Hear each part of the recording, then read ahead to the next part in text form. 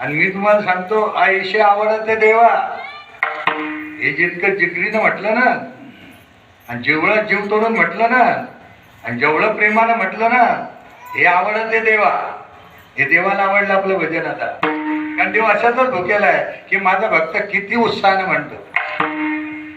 मला ऐसे आवडते मना कैसे, तर देव वसे चित्ती त्यांची घडावी संगती.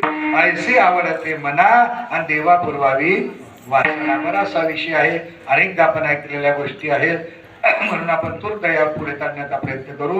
म्हणून ऐसे आवडते मना देवा पुरवावी वासना. कारण वासना अंतकरणामध्ये, आणि वासना अशी आहे की वासनेने माणसं जातात, आणि वासना घेऊन जसे जातात तशी जन्माला येतात. आणि जन्म घेणे लागे वासनेच्या संगी, असं अवस्था आहे.